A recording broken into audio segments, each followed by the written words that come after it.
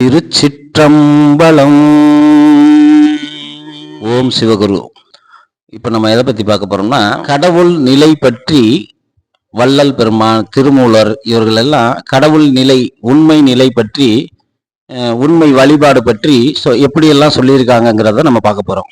அதுல வள்ளல் பெருமான் என்ன சொல்றாருன்னா, வள்ளல் பெருமானாருக்கு ஆண்டவர் சொல்றாரு, எம்முள் உயிர் உயிருள் யாம் இவை உணர்ந்தே உயிர் நலம் பரவுக என்று உரைத்த மெய்ச்சிவமே அப்படிங்கிறாரு.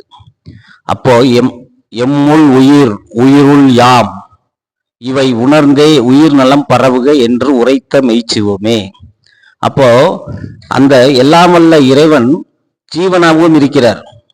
உயிர் எம்முள், எனக்குள்ள உயிர் இருக்குது, உயிருக்குள் நான் இருக்கிறேன் அப்படிங்கிறத ரொம்ப அழகா சொல்றாரு.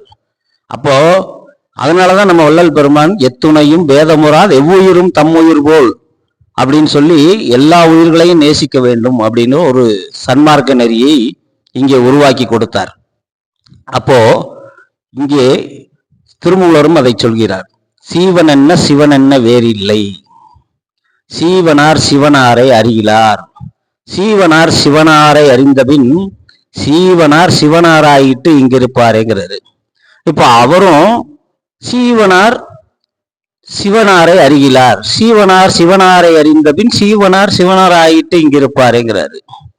அப்போ இந்த சீவன் சிவனாகிறது, சீவன் வேற சிவன் வேற இல்லை.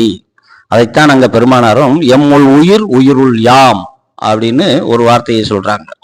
இதை நம்ம விளங்கிக்கிட்டு வழிபாடு செய்யணும் அப்படின்னா, நம்ம நிறைய விஷயங்கள் என்னென்னமோ செய்யறோம், எல்லாமே வேஸ்ட் ஆயிடுது.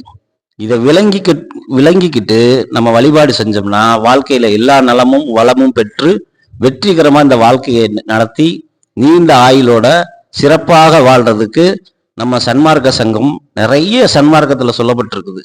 நீண்ட ஆயுளோட வாழ்வதற்கு, நோயின்றி வாழ்வதற்கு, இதெல்லாம் நிறைய இருக்குது. இதை பத்தி நம்ம நிறைய தெரிஞ்சுக்கிறணும் அப்படின்னா, மதுரை அழகர் கோயில் ரோட்ல அரும்பனூர் அப்படிங்கிற ஒரு கிராமத்துல இருக்கக்கூடிய சன்மார்க்க சங்கத்துக்கு வந்தீங்கன்னா நீங்க இதெல்லாம் தெரிஞ்சுக்கலாம்.